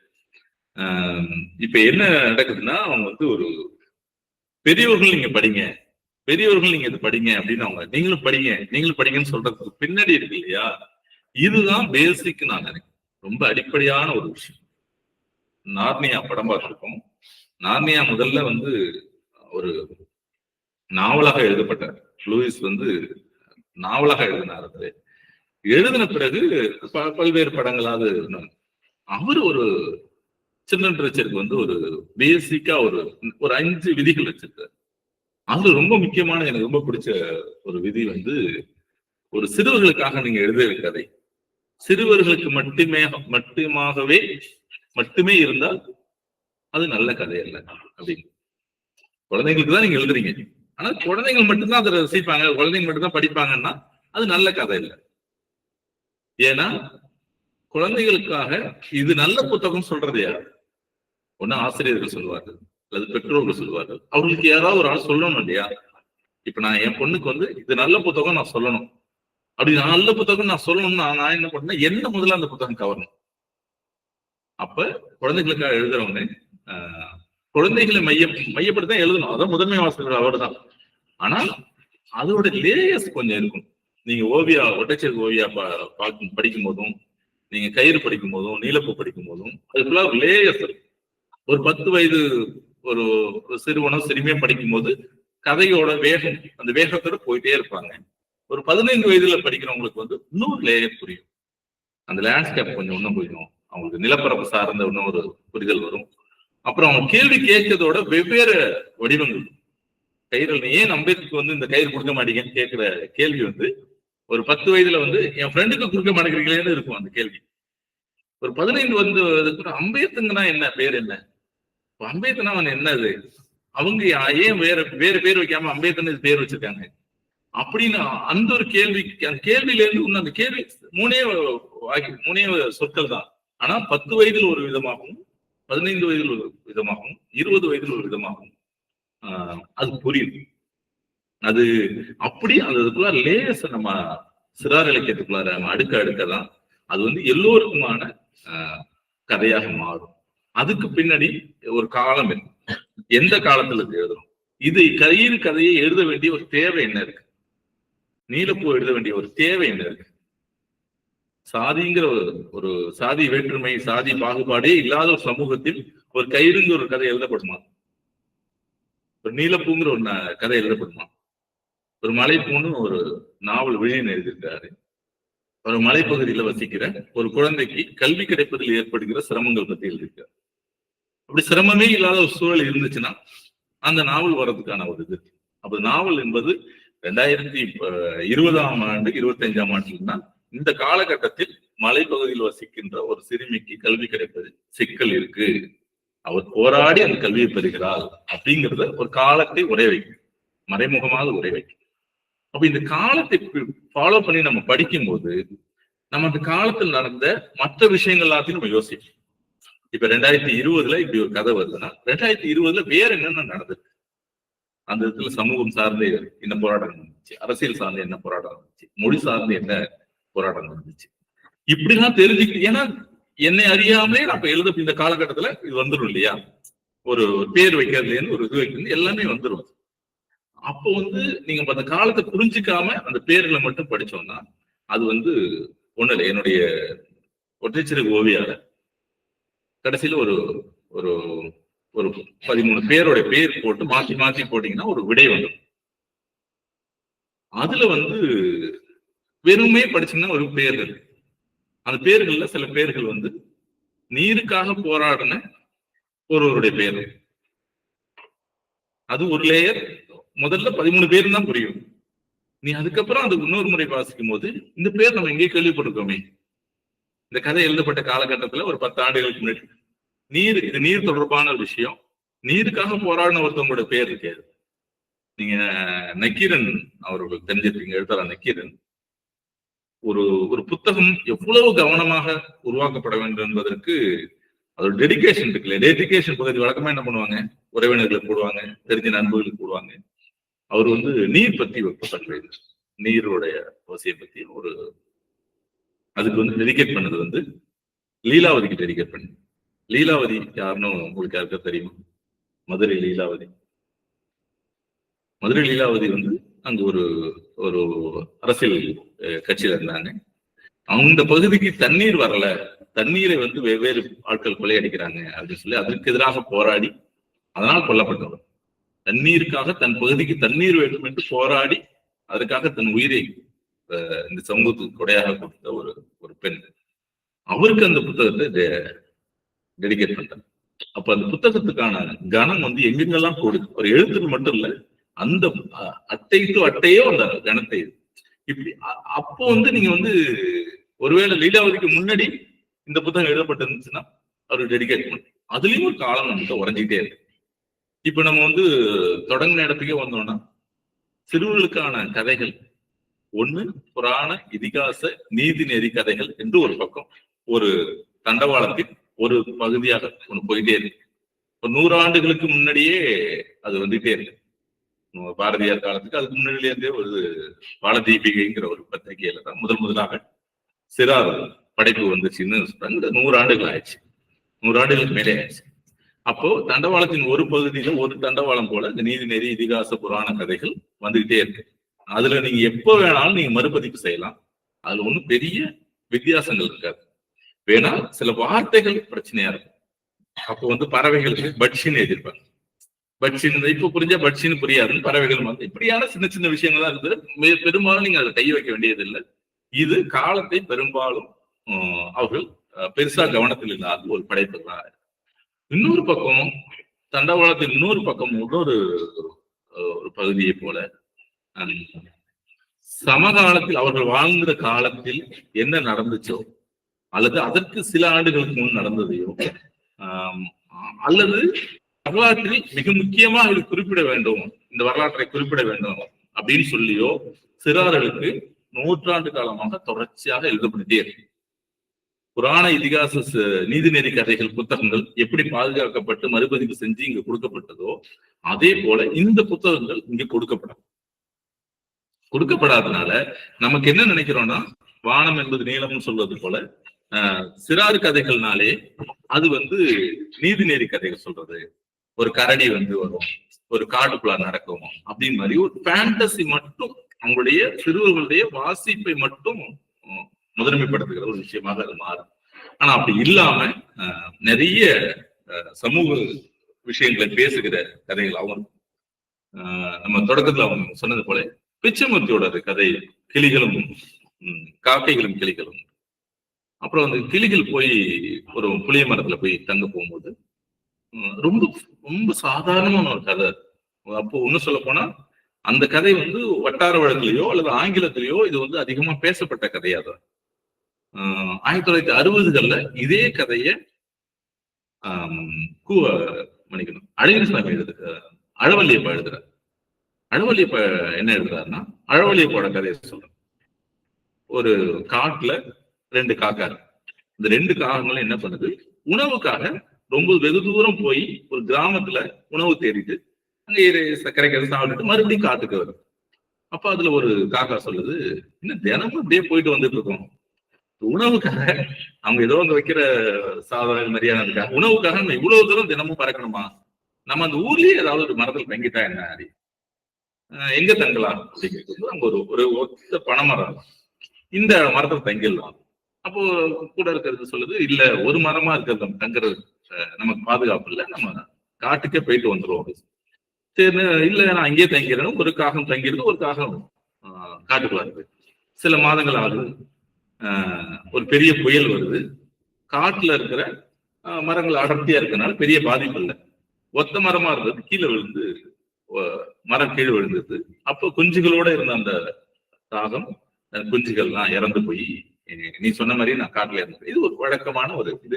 இந்த முறையில நிறைய ஆங்கில கதைகளும் இது மாதிரி எழுதப்பட்டது. இது ஒரு மாதிரியான பொதுவான தன்மை உள்ளது. இந்த கதையை தான் ஒரு 20-30 ஆண்டுகளுக்கு முன்னாடி பிச்சைமூர்த்தி எழுதியிருக்காரு. அழகிரிசாமி அழவல்லியப்பா எழுதும் போது அதில் படிப்பதற்கு குழந்தைகள் படிப்பதற்கு எந்த வித சத்தமும் இல்லை, அப்படி நேரடியாக புரிந்து கொள்வது இது ரொம்ப நல்ல விஷயம் தான். நம்ம அது விமர்சனம் பூர்வமாக நான் சொல்லல. பிச்சைமூர்த்தி எழுதும் போது என்ன சொல்றாருன்னா, அந்த இதே போல கிளி தங்கறதுக்கு கேக்குது, ஒவ்வொரு மரமா போய் கேட்கும் போது அப்ப சொல்றாரு, இது வந்து காகெல்லாம் வந்து செத்த மாட்டை திங்கிற பறவை, அதை எப்படி நம்மளோட சேர்த்துக்கிறது அப்படின்னு கேக்குறது. நீங்க வந்து குழந்தைகளுக்கு ஒரு லேயர் வந்து அது காக்கா சாப்பிடறத பத்தி அவர் ஏதோ சொல்றாரு அப்படின்னு புரியும். ஒரு 10 ஆண்டுகள் கிடைத்து அந்த கதையை படிக்கும் போது அதுல இருக்கிற வேறொரு லேயர் அவங்களுக்கு புரியாது. நம்ம ரொம்ப ஏன் சிறார்களுக்கு எழுதுவது ரொம்ப கஷ்டம்னு சொல்லிட்டே இருக்காங்கன்னா, இந்த லேயர்ஸோட எழுதுனா கஷ்டம். நீங்க பொதுவா ஒரு காக்கா வந்துச்சு அப்படின்னு எழுதிங்கன்னா ரொம்ப ஈஸி, உலகத்திலே ரொம்ப ஈஸி குழந்தைகளுக்கான கதை எழுதுறது. ஆனா இந்த லேயர்ஸோட பிச்சைமூர்த்தி எழுதுனது கூட அதுக்குள்ளார ஒரு எழுதுறது இருக்கு இல்லையா, அந்த ஒரே ஒரு வரி அந்த கதையை வேறொரு தளத்துக்கு கொண்டு. அப்ப சமூகம் சார்ந்த சமூகத்துல இறந்த மாடுகளை தின்பவர்களை சமூகம் எப்படி பார்த்து, அதுதானே அவங்க கதையாக மாறுது. அப்ப அந்த காலத்துல இறந்த மாடுகளை தின்பவர்களை இந்த சமூகம் எப்படி அவர்கள் ஒதுக்கி வைக்கிறார்கள், எப்படி புறக்கணிக்கிறார்கள் அப்படி என்பதை இதை வந்து நம்ம குழந்தைங்களுடைய மனசுக்குள்ள தூக்கி போட்டாச்சு. எந்த இடையூறும் இல்லாமல் அவர்கள் குழப்பிக் கொள்ளாமல் போட்டாச்சு, ஒரு காகத்தின் வடிவத்தில் போட்டாச்சு. இவர்கள் வளர வளர வளர எங்க ஒரு இடத்துல மாட்டுக்காக இப்படி செய்யப்படுறாங்க, ஒதுக்கப்படுகிறார்கள், புறக்கணிக்கப்படுகிறார்கள்னா உடனே இந்த கதை அவங்களுக்குள்ளார ஆழத்துல இருக்க கதை வெளில வந்து அப்ப அந்த கதைக்குள்ளார ஒரு லேயர்ஸ் இருக்கணும், காலம் இருக்கணும். அப்பதான் வந்து சிறார் அலைக்கு முழுமையானதாக மாறும். அதுதான் வந்து அந்த கதையை வந்து ஒரு ஒரு மிக முக்கியமானதா மாறும். பிச்சமூர்த்தி ஒரு 1930கள்ல இருந்து அவர் இறக்குற வர வரைக்கும் ஹனுமான் மாதிரியான இதழ்கள்ல அவர் எழுதுறாரு, சிறார்களுக்கான கதை எழுதுறாரு. ஆனா அவருக்கு வந்து அவரு உங்களுக்கு தெரியும், பிச்சமூர்த்தி நவீன கவிதையின் பிதாமகன் என்று கொண்டாடப்படுகிறார். அவருடைய படைப்புகளுக்காக பல்வேறு அரங்குகள் நடந்திருக்கு. அவருக்கே என்னன்னா தான் எழுதின சிறார் இலக்கியத்தை தொகுக்கிறதுல வந்து பெரிய ஆர்வம் இல்லாமல் அவர் இறந்த பிறகு நம்முடைய மிக முக்கியமான படைப்பாளி செல்லப்பா அவருடைய கதைகளை தொகுக்கிறார். அவருடைய கதைகள் வந்து 10 கதையை தொகுத்தா அந்த கதை வரும். ஒரு படத்துல விவேக் கேட்கிற மாதிரி உனக்கே நித்தனை அக்கறை அப்படின்னு கேட்கிற மாதிரி சிசு செல்லப்பாவுக்கு ஏன் அக்கறை அப்படின்னு கேட்கும்போது சிசு செல்லப்பா குழந்தைகளுக்காக எழுதுறாரு. ஒரு 16 கதைகள் இருக்கு. அதுலயும் நிறைய கதைகள் குழந்தைகளோட ரொம்ப விரும்பி மகிழ்ச்சியோட படிக்கிறதுக்கான கதைகள், புலி, ஒரு சிங்கம் தப்பிச்சு போறது, அப்படி இப்படிலாம் நிறைய கதைகள். அதுல ரொம்ப முக்கியமான கதை வந்து அவள் மேல் ஜாதியாம் அப்படின்னு ஒரு கதை. ரொம்ப சின்ன கதை, குட்டி கதை. ஏன் இது ரொம்ப முக்கியமான கதை அப்படின்னா, நிறைய பேர் எல்லாருமே கிட்டத்தட்ட கிராமத்துல இருந்து வந்திருக்கும். வயல்வெளி இருக்கும், வயல் இருக்கலாம், நடுப்புற ஒரு வரப்பு இருக்கு. வரப்புல ஒரு ஒரு பட்டியலின சார்ந்த ஒரு பெண், அந்த பெண் தலையில ஒரு மோர் தயிர் மாதிரி இது ஒண்ணு வச்சுக்கிட்டு வராங்க. பின்னாடி அவங்களுடைய குழந்தைகள் அது மாதிரி 1, 2, 3 பேர் வராங்க. வரப்போட ஒரு 80% கடந்து வந்துட்டாங்க. எதுக்கு ஒரு இடைநிலை ஜாதியோ ஒரு மேல்ஜீன சாதியோ சேர்ந்த ஒரு பெண் ஏறாங்க. அவங்களும் வரப்பை கடக்கிறதுக்கு ஏறாங்க. இவங்க கிட்டத்தட்ட அந்த வரப்பை முடிக்க போறாங்க. 80% கடந்துட்டாங்க. இவங்க ஏறி 10% நிக்கிறாங்க. சிலப்பா வேற ஒண்ணுமே செய்யல, மேல ஒரு கேமரா வச்சு நடக்காது அப்படியே ரெக்கார்ட் பண்ற மாதிரி பண்றாரு. அந்த அம்மா, அந்த மேல் சாதி சார்ந்த அம்மா சொல்றாங்க, நீ பின்னாடி திரும்பி போ. அவங்க சொல்றாங்க, நான் ரொம்ப தூரம் வந்துட்டேன், கிட்டத்தட்ட இன்னும் 2 அடி வச்சா நான் இறங்கிடுவேன், தலையில சும வேற இருக்கு, நான் திரும்பி போறதை விட நீங்க ஒரு அடி இறங்கிட்டீங்கன்னா நான் போயிடுவோமா அப்படின்னு சொல்றாங்க. இந்த அம்மாவுக்கு வந்து அவங்க சொல்றதுல நியாயம் இருக்கு. இந்த அம்மாவுக்கும் புரியுது. ஒரு 2 ஸ்டெப் எடுத்து உங்க பின்னாடி இறங்கி வச்சிருந்தா முடிஞ்சிடும், அவங்க போயிடலாம், யாருக்கும் எந்த இடமும் இல்லாம. ஆனா நீ சொல்லி நான் எதுக்கு இறங்கணும்? நீ வந்து என்னை விட பட்டியலில் குறைந்த சாதி, நீ சொல்லி நான் என்னுடைய பயணத்தை வந்து பின்னணி எடுத்து வைக்க முடியுமா அப்படின்னு சொல்லி அவங்க போக மாட்டேன்னு சொல்றாங்க. 2 பேருக்குமான பேச்சு நடக்குது. அந்த பேச்சு பார்க்கும்போது இவர்கள் நியாயத்தோடு எவ்வளவு பணிந்து பேச வேண்டி இருக்குது, நியாயம் இல்லாத பக்கத்துல இருந்து எவ்வளவு அதிகாரத்தோட பேசப்படுகிறாங்கிற உரையாடல் இருக்குங்க. அந்த கதையை படிக்கும்போது தெரியும். இறுதியில அந்த அம்மாவோட தலையில இருக்க பானையெல்லாம் உடைச்சி அவங்கள தள்ளி அந்த அம்மா அடி வரப்ப கிராஸ் பண்ணி அந்த பக்கம் போயிடுவோம். கதை வரும். இதன் மூலியமாக அவர் ஒருபோதும் கீழே நீதி அப்படின்னு போட்டு எழுதவே இல்லை. இந்த கதையை படிக்கிற குழந்தைகளுக்கு ஒரு பக்கம் நடக்கும். அவங்களுக்கு என்ன தெரியும், ஒரு ரோடுல 80% வந்தவங்க வந்து போறதானே சரி அப்படின்னு புரியும். ஒரு 10 ஆண்டுகள் கழித்து அடுத்த லேயர்ஸ் புரியும், இன்னும் 20 ஆண்டுகள் கழித்து இன்னும் லேயர்ஸ் புரியும். அப்ப அது அந்த காலத்துல என்னவா இருந்துச்சு, இப்ப படிக்கிறவங்களுக்கு இன்னும் அவ்வளவு இதுவா அப்படின்னு வெவ்வேறு வீராவேசமா பேச முடியும். ஆனா அவர் எழுதின 1940, 50கள்ல இதுதான் நிலை என்று நம்ம புரிச்சோம். நீங்க வந்து நீங்க கீழத்தஞ்சை மாவட்டங்கள்ல இருக்கிற நண்பர்களாக இருந்தா உங்களுக்கு தெரியும், ஒரு விவசாயி வந்து காலையில 6 மணிக்கு ஆரம்பித்து சூரியன் மறையிற வரைக்கும் வேலை பார்க்கணும். அதுக்கு முன்னாடி சூரியன் தான் உங்களுக்கு மணி பார்க்கிற நேரம். அதற்கு பிறகு நிறைய மாற்றங்கள் வந்துச்சு, போனது. அவங்களோட குழந்தைகளுக்கு பேர் வைப்பது கூட அவருடைய உரிமை இல்லை. அப்ப இது சொல்லும் போது எங்க அப்பாலாம் அப்படி இல்லையே அப்படின்னா, அதுக்கு முன்னாடி கொஞ்சம் பாருங்க எப்படி நடந்திருக்கு. உங்க அப்பா ஏன் வந்து ஒரு 8, 9 மணிக்கு வயல் வேலைக்கு போனாங்கன்னா உங்க தாத்தாவால அப்படி போக முடியல அப்படின்னு ஒரு தோணும். அப்ப இதெல்லாம் சேர்த்து நம்ம இந்த செல்லப்பாவோட கதையை படிக்கும்போது நீங்க எல்லாத்தையும் சேர்த்து நம்ம படிக்கணும். அந்த காலகட்டத்தையும் சேர்த்து நம்ம பார்க்கும்போதுதான் அந்த வரப்புல நடக்கிற சின்ன பிரச்சனையா இது அப்படின்னு நம்ம வந்து ஒரு முடிவுக்கு வர மாட்டோம். அப்போ அது அந்த ஒரு காலகட்டத்தை மிக அழுத்தமாக பதிவு செய்யப்பட்டது. அப்புறம் கூவலகிரி சாமியோட ஒரு கதை கூழகிசாமி வழக்கமா எல்லாரும் பெரியவர்களுக்கு எழுதின கதைகள் தெரிஞ்சிருக்கும். சிறுவர்களுக்காக 2 நூல் எழுதியிருக்கிறாரு. ஒண்ணு வந்து 3 பிள்ளைகள், 2வது காளிவரம். 3 பிள்ளைகளும் மெதுவா 2 வருடங்கள் போராடி கண்டுபிடிச்சு மறுபதிப்பு கொண்டு வந்தோம். காளிவரம் இப்போ வரைக்கும் கிடைக்கல, இப்ப இந்த நொடி வரைக்கும் கிடைக்கல. ஏன் இதை நான் திரும்ப திரும்ப சொல்லிட்டு இருக்கேன்னா, யாரோ ஒருத்தவங்க எங்கிட்ட இருக்கு கொடுத்துட மாட்டீங்களாங்கிற ஒரு பிரயாசம் தான். 3 பிள்ளைகள்ல வந்து ஒரு கதை எழுதிருப்பாரு. பயந்தாங்குழின்னு ஒரு கதை. 2ஆம் உலகப் போர் நடக்கும். 2ஆம் உலகப் போர் நடக்கும்போது ராணுவத்துக்கு ஆட்கள் அதிகமா சேர்ப்பாங்க. போர் நடந்தாலே ஆட்கள் அதிகமா சேர்ப்பாங்க இல்லையா?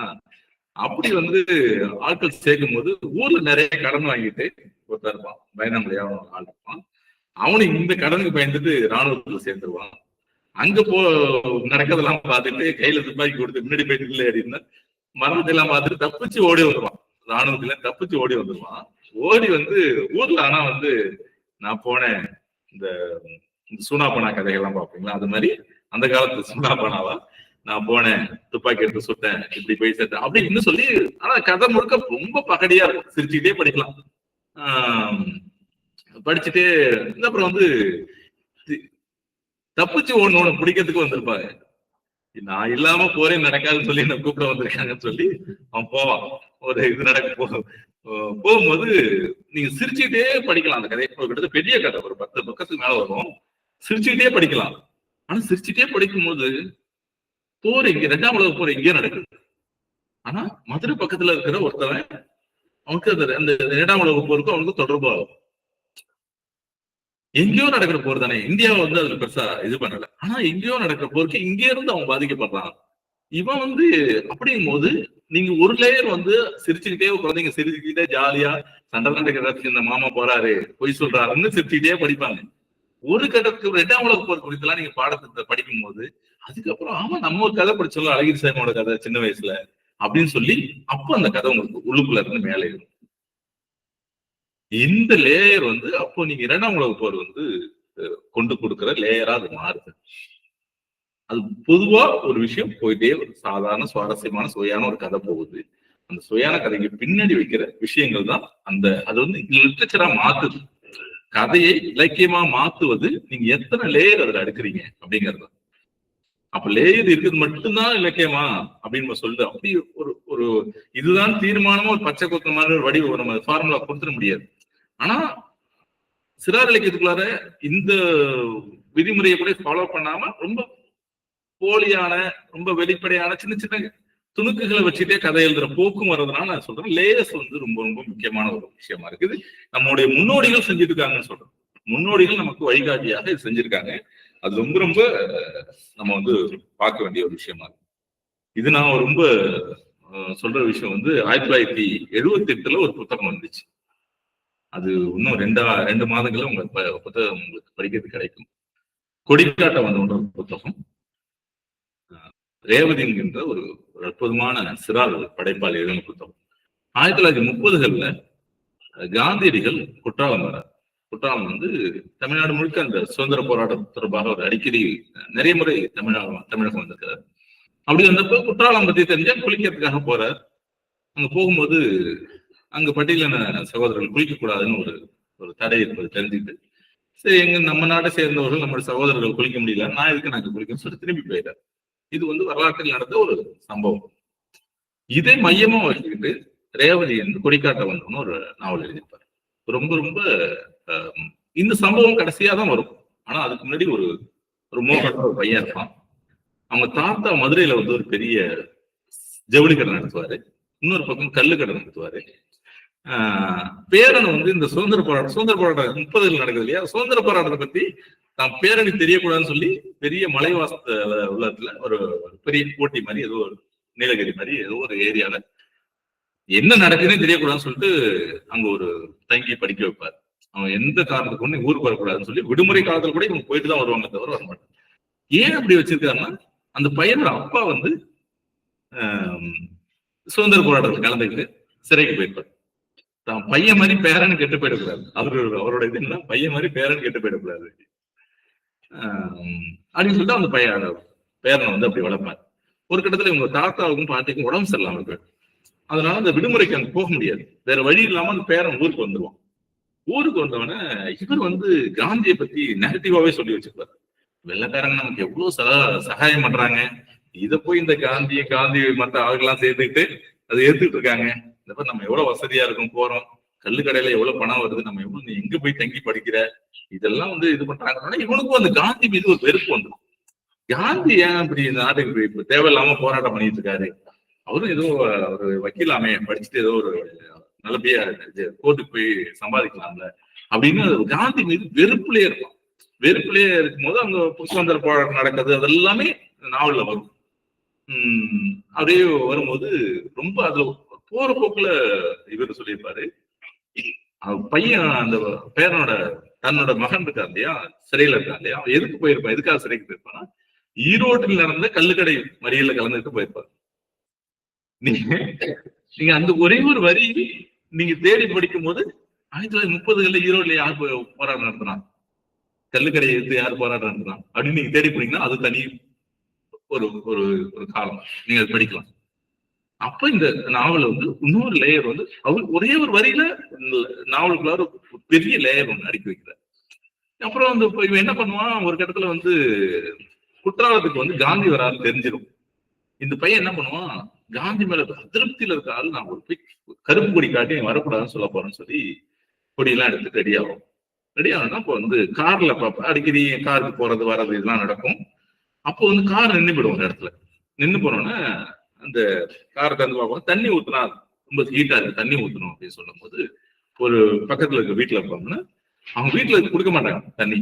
நாங்க எங்க பாத்திரத்துல நீங்க தண்ணி தரக்கூடாதுங்க ஐயா, நாங்க கொடுக்க மாட்டோம். தண்ணி கொடுங்க, இது காருக்கு தண்ணி ஊத்துனாதான் போகும், கொடுங்கன்னா ஐயோ நாங்க கொடுக்க கூடாதுன்னா டிரைவர் சொல்லலாம், ஐயோ அவங்ககிட்ட எல்லாம் தண்ணி வாங்க கூடாது, கார் வழியில் நிற்கும், வேற வழியே இல்லை, அவனுக்கு வந்து ஏன் கொடுக்க கூடாது அப்படின்னு ஒரு டயலாக். அப்ப தீண்டா அவங்க தொடக்கூடாது பாப்போம், தொடக்கூடாது, ஏன் தொடக்கூடாது, இது என்ன காந்திக்கார மாதிரி பேசிட்டு இருக்கிற அப்படின்னு சொல்லுவாங்க. அப்ப காந்தி இப்படிதான் பேசுவாரா அப்படின்னு சொல்லிட்டு அவனுக்கு ஒரு, ஆனாலும் காந்தி மேல ஒரு வெறுப்பு வரும். வெறுப்பு குறையாது, போய் கொடிக்காட்டதான் போவேன் சொல்லிட்டு இருப்பான். அப்போ வந்து காந்திக்கு ஆதரவாக சில குரல்கள் அப்படின்னு டைலாக் நடக்கும். நடக்கும்போது என்ன ஆகுன்னா, அங்க பாரு அங்க பட்டியலின மக்கள் வந்து குளிக்க முடியாது, ஆனா நீங்க கொண்டாடுகிற காந்தி வந்து குளிச்சுட்டு போற அப்படின்னு, அதுக்காக தான் கருப்பு கொடி காட்ட போறேன் அப்படின்னு போயிட்டு கடைசியா அவர் குளிக்கலன்னொன்னே, அவர் குளிக்காம திரும்பி போறாருன்னொன்னே இவன் மனம் மாறிடுது. காந்தி மீதான ஒரு அன்பு, அவருடைய பார்வையை மாறி இருக்குன்னு சொல்லி கதை முடியும். ஆனா அதுக்குள்ளார 1978 எழுதின நாவல் கூட அதுக்குள்ளார தீண்டாமை குறித்து அவ்வளவு டிஸ்கஷன் இருந்தது. ஆனா எதுவும் ரொம்ப இப்ப நீங்க கைது படிக்கும் போது சொன்னீங்க இல்லையா, அது எதுவும் திணிக்கிற மாதிரி இல்லாம ஒரு உரையாடலாம்.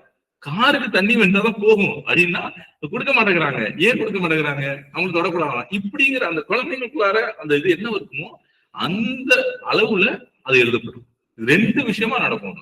ஒண்ணு வந்து காந்தி பத்தியான ஒரு பிம்பம் வந்து எப்படி உருவாக்கப்பட்டுச்சு, அதாவது சுதந்திர போராட்டம் கலந்து கொள்ளாதவர்கள் காந்தியை பத்தி இவர்கள் எப்படி பரப்பி கொண்டிருந்தாங்க, அதுல இருந்து ஒரு பையன் எப்படி வரலாம், அவங்க அப்பா அதுல ஒரு அவங்க அப்பாவுடைய கதை வந்து போற போக்குல வரும்.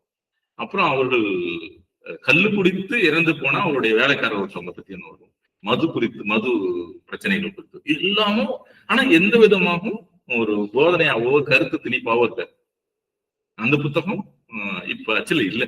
நம்ம ஒரு எழுத்தாளர் இறந்துட்டாரு, அவர்கிட்ட மகனுக்கு அனுமதி வாங்கி அதை நாங்க தயார் பண்ணிக்கிட்டு இருக்கோம். அது ரொம்ப முக்கியமான ஒரு அது. இது வந்து பெரியவர் இலக்கியத்துக்குள்ளார பதிவாயிருக்காங்கிறதே சந்தேகமான விஷயம்தான். ஆனால் சிறார் இலக்கியத்துக்குள்ளார இது வந்து ரொம்ப முக்கியமானதா. பெரியசாமி தோரன்கிற ஒரு, நான் எப்ப முடிக்கணும்னு சொன்னீங்கன்னா,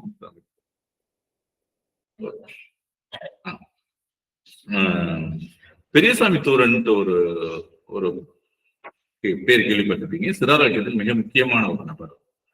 அவர் நிறைய கதைகள் எழுதியிருக்காரு.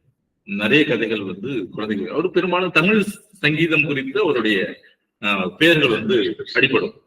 ஆனால் அவர் சிறுவர்களுக்காக எழுதின கதைகள் ரொம்ப முக்கியமானது. அதுல வந்து ஒரு மஞ்சள் முட்டைங்கிற தொகுப்புல ஒரு கதை இருக்கும், படையெடுப்பு.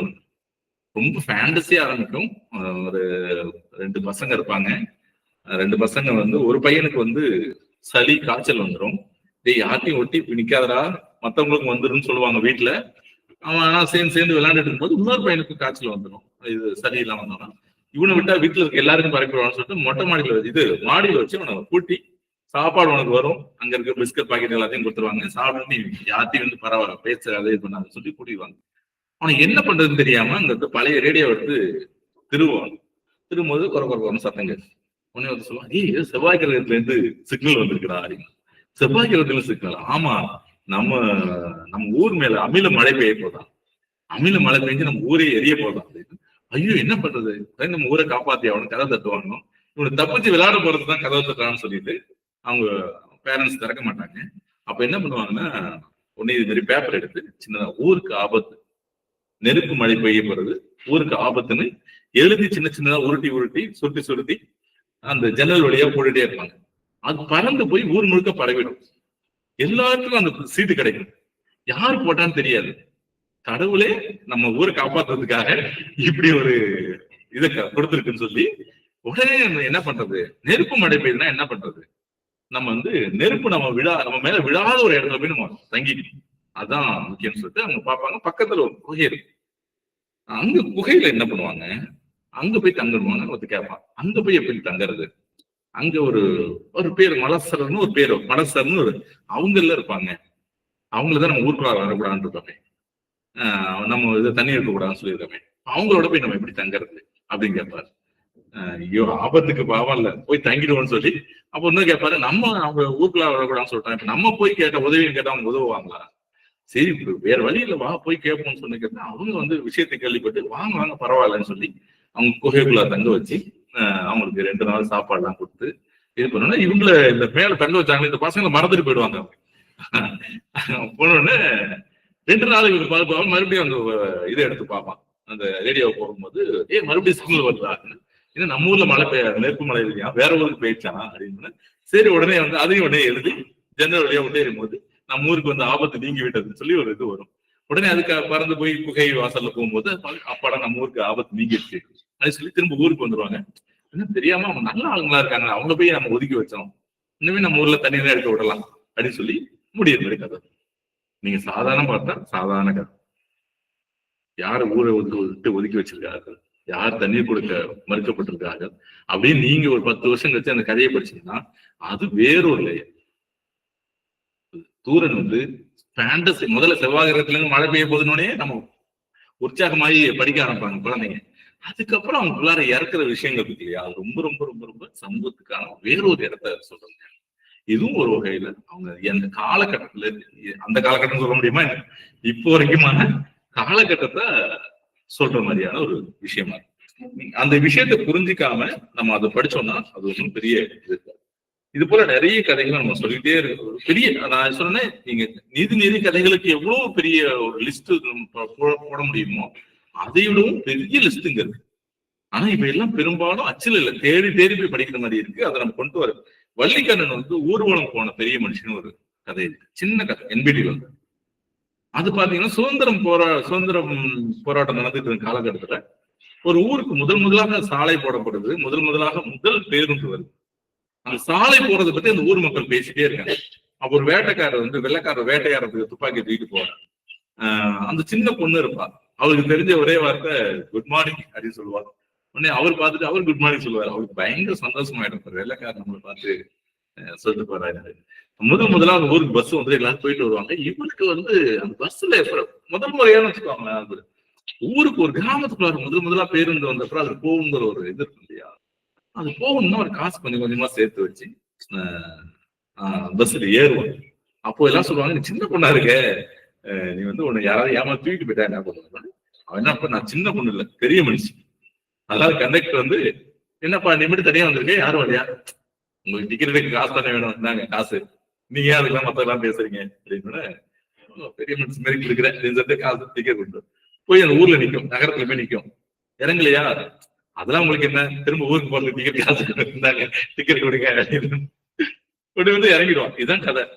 ஆனா அந்த கதைக்குள்ளார அந்த சுதந்திர போராட்ட காலகட்டத்துல பேருந்து எப்படி அங்க வருது, அந்த பேருந்து மக்கள் எவ்வளவு கொண்டாடுறாங்க, அதுல போகணுங்கிற ஒரு சின்ன பொண்ணோட ஆசை எப்படியா இருக்குது வெள்ளைக்காரங்களோட ஒரு சின்ன உரையாடல் நடந்தா எவ்வளவு சந்தோஷப்படுறாங்க அப்படிங்கிற ஒரு விஷயத்த அதுக்குள்ளார பதிவாயிட்டு அது நீ படிக்கும் போது நீங்க அந்த காலகட்டத்தோட பஸ்ல போறதானே, சின்ன பொண்ணு தனியா பஸ்ல போறா அப்படிங்கறத புரிஞ்சுக்கிட்டோம்னா ஒரு பெரிய கதையா இருக்காது. அந்த காலகட்டத்தோட நம்ம சேர்த்து புரிஞ்சுக்கும் போது அது ரொம்ப ரொம்ப முக்கியமானதா இருக்கு. சமீபத்துல நான் இது எல்லாமே சில இடங்கள்ல உங்களுக்கு தெரிஞ்சிருக்கலாம்.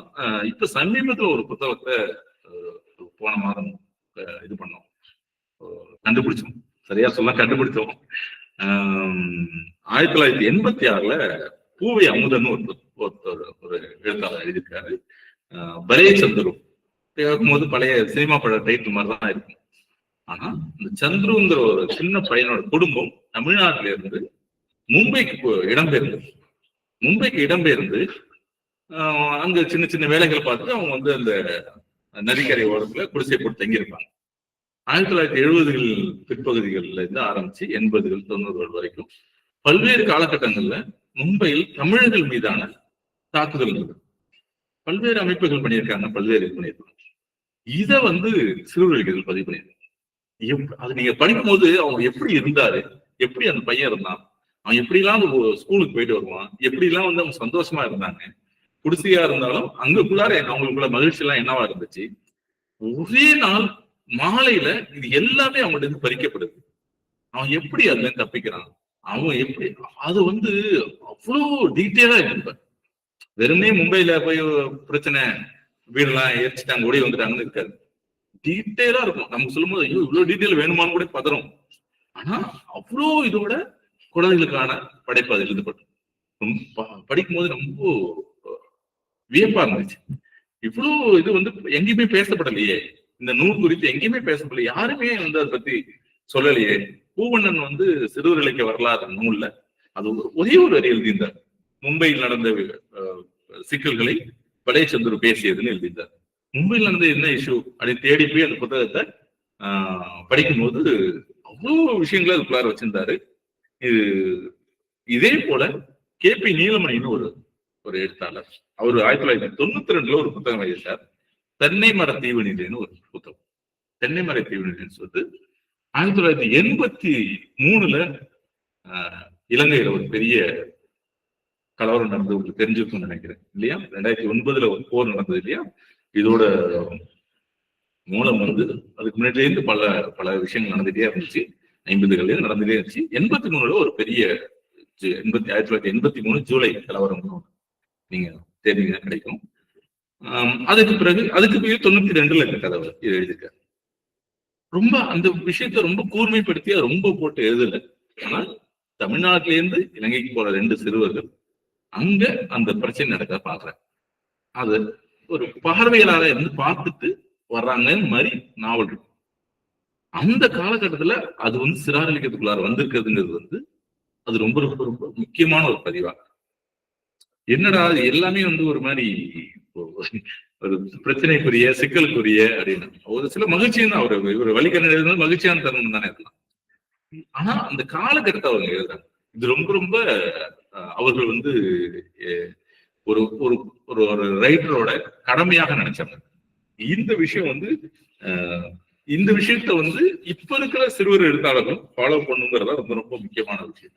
அதுக்கு பிறகு நிறைய நாவல்கள் இருந்துச்சு. 2000க்கு பிறகு வந்த நாவல்கள் பார்க்கும்போது குறிப்பா 2010க்கு பிறகு இந்த கவனம் வந்து சிறார் படைப்பாளிகள்கிட்ட கூடவே இருந்துச்சு. எஸ் ராமகிருஷ்ணன் எழுதின ஒரு உலகின் மிகச்சிறிய தவளை அப்படிங்கிற ஒரு தவளை வந்து அது வசிக்கிற ஒரு ஏரியை வந்து சுத்தனா மண் போட்டு மூடி ஒரு பிளாட் கட்ட போறாங்கன்னு ஒரு செய்தி கேள்விப்பட்டு அது தடுக்கிறதுக்கு அது ஒரு அந்த ஏரியில இருக்க தவளை வந்து போராடும் அப்படிங்கிற மாதிரி கதை போகும். நம்ம மாமானோட யார் நேரு மாமா ஞாபகத்துல வருவாங்க, மற்ற அக்கம் பக்கத்து வீடுகள்ல இருக்க மாமா உறவினர்கள் ஞாபகத்துல வருவாங்க. குழந்தைகளுக்குன்னா அதானே சஞ்சீவி மாமான ஒரு கதை ஒண்ணு எழுதப்பட்டுச்சு 2010 பாமக இளம்பவன் எழுதினார். 1980கள்ல நீங்க உங்களுடைய அப்பா அம்மாட்ட கேட்டீங்கன்னா தெரியும், கிராமங்கள்ல கையால் மலம் அள்ளுகிற தொழிலாளிகள் இருந்தாங்க. இப்பவும் நீங்க வந்து ரயில்வேல சில இடங்கள்ல கூட அப்படி இருப்பாங்க, கையால் மலம் அள்ளுகிற.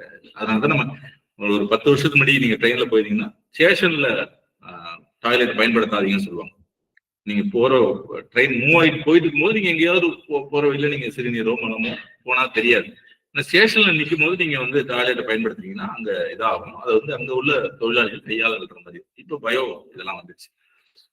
கையால் மலம் அழுகிற தொழிலாளியை மாமா என்று ஒரு குழந்தை கூப்பிடுது.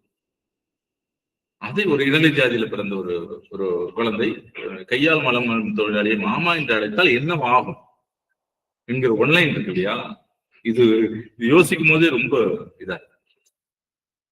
அது வந்து ஒரு பெரிய ஒரு விஷயத்தை போற போக்குல ஆனா குழந்தைகளுக்கு புரியுற விதமாகவும் அதுக்குள்ள பல லேயர்ஸ் அடுக்கி வைக்கணும். அதுல இருந்து தொடங்கி ஜாலியன் வாலாபாக் பத்தி ஒரு சமீபத்தில் ஒரு வந்திருக்கு.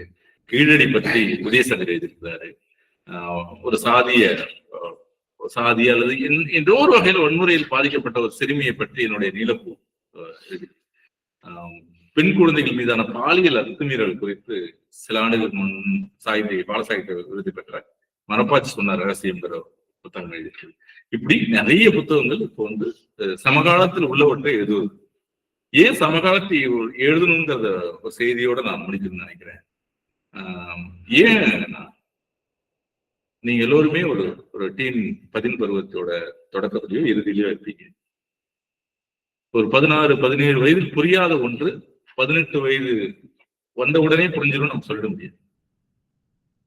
எல்லாவற்றையும் அடிப்படை ஒரு மொழியோட அடிப்படையை மொழியோடைய தொடக்கத்தை நாம் சிறு வயதிலிருந்து தொடங்கும். ராணாவா தொடங்குதுல இருந்து ஆரம்பித்து ஒரு ஊரை புரிந்து கொள்வது எல்லாமே ஆரம்பிக்கும் போது இந்த சமூகத்தை புரிந்து கொள்வதற்கான இலக்கியத்தையும் நான் சிறார் இலக்கியத்திலிருந்து தொடங்கும். அப்போதுதான் அவர்கள் இந்த சமூகத்தோட 2.5 புழங்க முடியும். இல்லைன்னா 18 வயதுக்கு பிறகு அவர்கள் வந்து திடீர்னு கண்ணை கட்டி காட்டுக்குள்ளார விட்டது மாதிரியான ஒரு சூழல் அவன் தள்ளி விடுவார். அப்ப இந்த காலத்தை சமகாலத்தை எழுதுவதும் அல்லது ஏதோ ஒரு குறிப்பிட்ட காலத்தை எழுதுவது என்பது முக்கியமாக நினைத்து எழுதப்படுகிற படைப்புகள் சிறார் இலக்கியத்தில் காலந்தோறும் எழுதப்பட்டு கொண்டே இருக்கின்றன. அதை வந்து நம்ம வந்து கவனம் எடுத்து நம்ம வந்து பேசவும் அது குறித்து நாம் படிக்கவும் தான் இந்த அமரோட உங்கள்கிட்ட வேண்டுகோளாகவும் கோரிக்கையாகவும் வைத்து விடைபெறுகிறேன். நன்றி.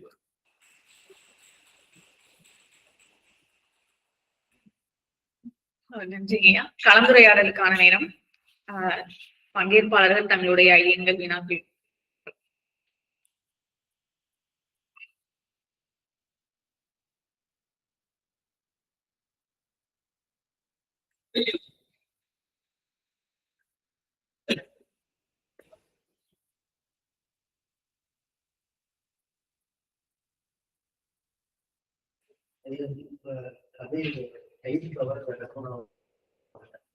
படிக்கும்போது நீங்க உட்காந்து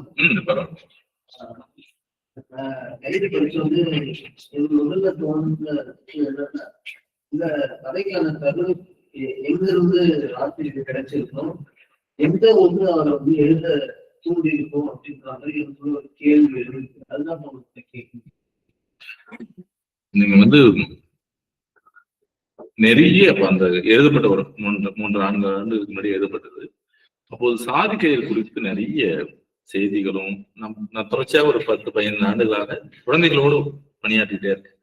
அரசு பள்ளி குழந்தைகள், தனியார் பள்ளி குழந்தைகள், ஆசிரியர். நான் பணியாற்றின வேலையும் அப்படிதான். நான் ஆனந்தவிட ஒர்க் பண்ணும்போது சுற்றுவிடம் தொடர்பாக நான் என்னுடைய பணியை அதிகமாக கொடுக்கப்படுது. அதனால தொடர்ச்சி ஆசிரியர்களோடு உரையாடுகின்றேன். இந்த விஷயமாக உரையாடலை, பட் வேறு பாடம் தொடர்பாக உரையாடும் போது நண்பர்கள் ஆன பிறகு இந்த விஷயங்கள்லாம் பகிர்வாங்க. இப்படி இருக்காங்க, இப்படி சாதிக்கையராக வச்சு ஒரு அணி, ஒரு கபடி அணி பிரிக்கிறதுனா கூட ஒரே நேர கயிறு கட்டின பசங்களா சேர்த்து விட்டாங்க. இப்படின்னு இப்படி எல்லாவற்றிலையும் வந்து சாதி வந்து அவங்க இது பண்றது. இன்னொரு பக்கம் வந்து இப்படி அவங்க ஒதுங்குறதை வச்சே அவங்கள யாராவது ஒடுக்கும்னு நினைக்கிறவங்க கூட அவங்களுக்கு ஒதுக்குன்னு நினைக்கிறவங்களுக்கும் ஈஸியா போயிடுது. இவங்களாம் இவங்க ஒதுக்கி விட்டுரு அப்படிங்கிறதுக்கும் இது இருக்கு. 2 விதமாவும் இருக்குது. அது ஏதோ ஒரு வகையில அவங்க வந்து பெருமிதமா நினைச்சுக்கிறாங்க அப்படிங்கிற விஷயம் சொல்லிக்கிட்டே இருந்தாங்க. எனக்கு பஞ்சமிட்டாய் பிரபுன்னு ஒரு நண்பர் ஒருத்தர் இப்ப லண்டன்ல இருக்காரு. அவர் இதழ் ஒன்று கொண்டு வர்றாரு. அவர் இந்த கொரோனா காலகட்டத்துல எனக்கு அவர் கதை ஒண்ணு கேட்டாரு. கேட்டப்ப அப்ப எனக்கு தோணிட்டே இருந்த கதை தான் இது. நான் உடனே ஒரு 2 மணி நேரத்துல எழுதின கதை தான் எழுதி அவருக்கு அனுப்புனேன். அவர் வந்து இது வேணான்னு சொல்லிட்டாரு. நான் ரொம்ப சின்ன பசங்க